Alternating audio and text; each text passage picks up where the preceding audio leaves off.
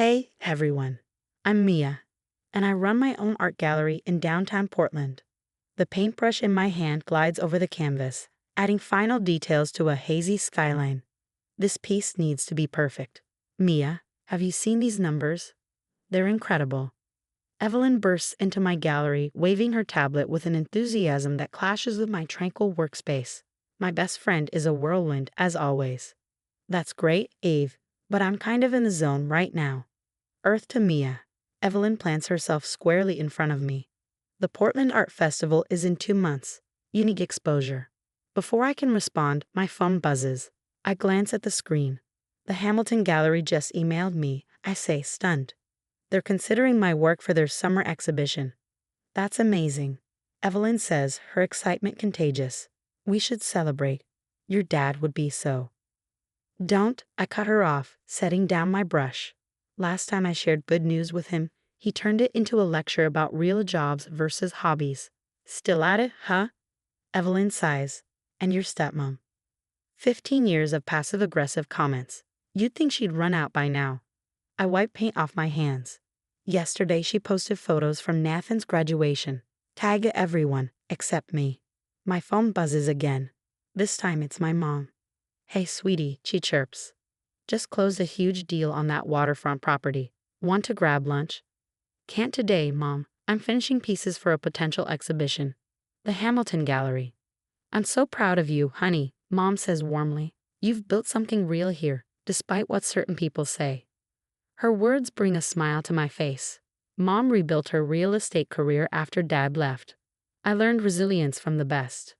The gallery door chimes and my stepsister Andrea walks in. She looks hesitant, fidgeting with her sleeve. Hey, Mia. Place looks different. Andrea, what brings you here? Mom's planning a big dinner for Dad's birthday next week, he says. She wanted me to invite you. Really? Amelia wants me there. I raise an eyebrow. Well, Dad asked about you, and you know how Mom gets when he's disappointed. Evelyn shoots me a warning look, but I ignore it. Sure, I'll come. What time? After Andrea leaves, Evelyn shakes her head. You know that's going to be a disaster, right? Remember Thanksgiving? It's different now, I say, turning back to my canvas. I'm not that scared 15-year-old anymore. I study the painting before me, a dining table surrounded by empty chairs, shadows stretching long across the polished surface. Besides, maybe it's time to stop avoiding family dinners just because Amelia makes them uncomfortable. Your call, Evelyn says, squeezing my shoulder. But I'm keeping my phone on, just in case. The familiar driveway feels like foreign territory as I park my car. Deep breath, Mia. You can do this. Happy birthday, Dad, I say, handing him a carefully wrapped painting. Inside is a landscape of his childhood home in Maine. Look who finally showed up. Amelia's voice drips with faint sweetness. We were just about to take family photos. Perfect timing. Oh, we already have the groupings planned, she adds, flashing a tight smile. You understand. I grit my teeth as my throat tightens. I am immediate family. Well, technically, Andrea starts, but Dad interrupts. Let's eat. He avoids eye contact, as always. The dining room feels smaller than I remember. My old artwork no longer hangs on the walls, replaced by formal portraits of Amelia's perfect blended family, -1. How's your little art shop, Mia? Amelia asks, serving Dad first, of course.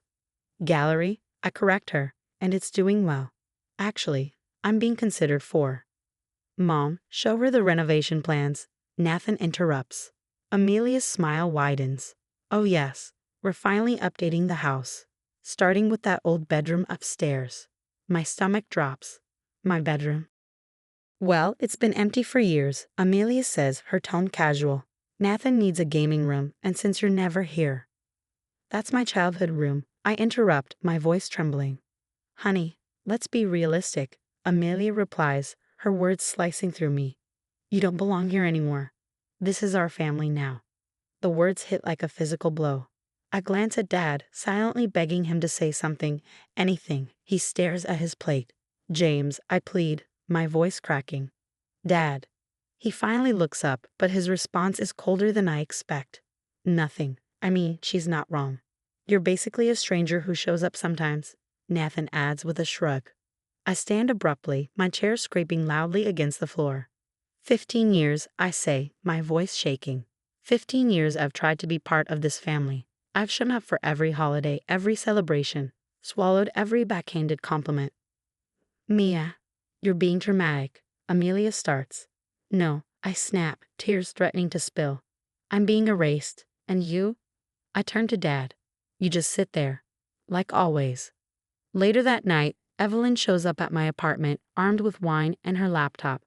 You okay? She asks softly.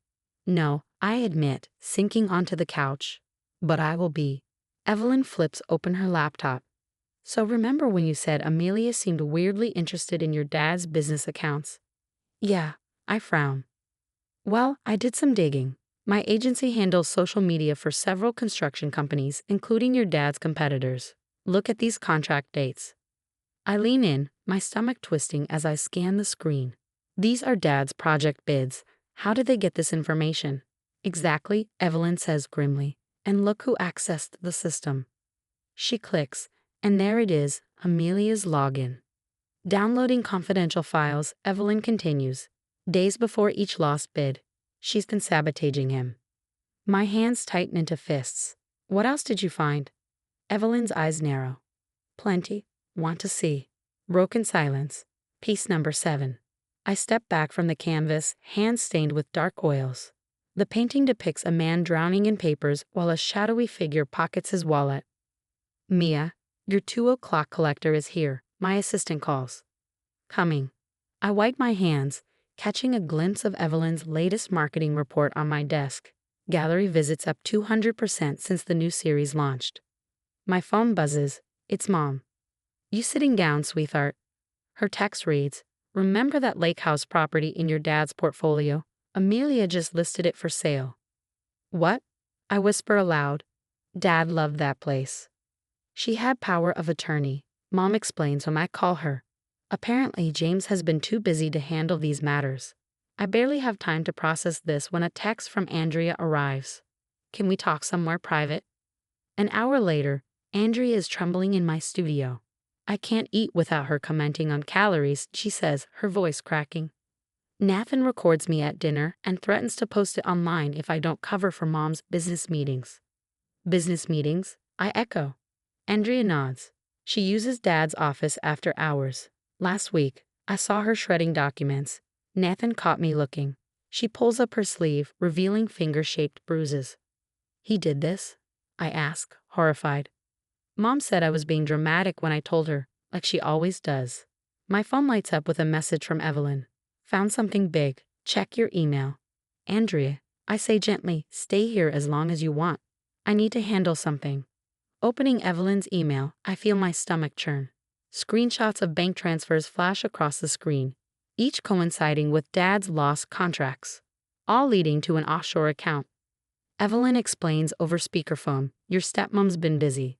These contracts were worth millions. But that's not all. Remember that charity Amelia started?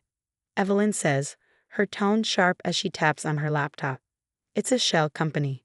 The donations straight into her personal account.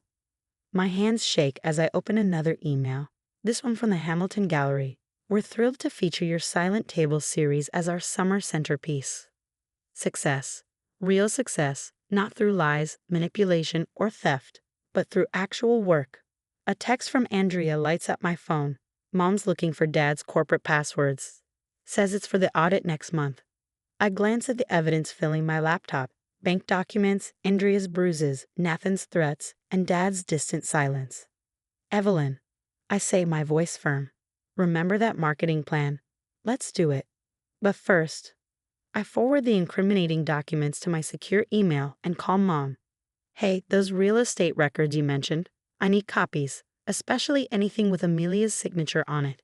The lake house sale looks suspicious. Mom doesn't hesitate. I've been documenting everything. The gallery door chimes. Nathan saunters in, smirking. Nice hobby shop, he sneers. Mom wants Andrea home now. It's a gallery, I snap. And Andrea's safe here. Whatever. His grin widens. Tell her if she doesn't come home, certain videos might go viral. I think of the footage on my phone and grabbing Andrea's arm, threatening her. You know Nathan, I say, pulling up the video. Funny you should mention videos. I have copies. Lots of copies. If anything happens to Andrea, if any video gets posted, I lean in, my voice cold. These go straight to the police. Clear? His smirk vanishes. He stumbles out, pale. Later, I step back to look at my finished painting series. The final piece, an empty table bathed in long shadows, feels heavier than ever. Sometimes silence speaks louder than words, and I've got a story to tell. Opening night at the Hamilton Gallery is packed. The banner reads, Silent Tables, a study in family dynamics by Mia Marshall. Critics cluster around the centerpiece, their voices full of praise. Raw yet sophisticated, one murmurs. My phone buzzes. A text from Andrea. Cops just left the house. Mom's gone. Another from Evelyn. Amelia Henderson Marshall arrested for corporate fraud. I barely have time to process it when Dad's voice sounds behind me. Mia. I turn slowly. He looks smaller than I remember. You look successful. I am successful, I reply, my voice even. No thanks to you. I never knew about the company accounts. The lake house. You never wanted to know. I cut him off. And that's different. I motion to the painting, the empty chair. That's you, Dad. Always there, but never really there. Evelyn approaches, a reporter in tow. Mia, Portland Arts Monthly wants a statement about your sold-out show. Sold out? Dad whispers. Every piece, I confirm. Turns out I'm not the only one who survived toxic family dynamics. He nods, silent. I saw the news. Amelia's arrest. Her ex-husband came forward too, said she did the same thing to his company. She's in therapy now. I say real therapy. Not the kind where she convinced Andrea she was just being dramatic. And Nathan, facing charges for harassment. Those videos he threatened Andrea with backfired spectacularly. Mom appears, champagne in hand. Darling, the curator wants to discuss your next exhibition. International venues are interested. Dad takes a step forward. Mia, please. I know I failed you. Let me try to. No, my voice is firm but calm. You have 15 years of chances. I needed a father. You chose to be a spectator. My success is mine, just like the company's ruin is yours. Evelyn calls out, time for your speech. I address the crowd, my voice strong. Art tells stories we can't always speak aloud. Each piece here represents a silence finally broken. Thank you all for listening. Applause erupts. Andrea hugs me tightly. Thank you. For everything. I smile, surrounded by genuine support, real success, and unbreakable bonds. The empty chair in my painting stares back at me, no longer an accusation, but a reminder. The best revenge is living well, creating beauty from pain, and letting karma handle the rest.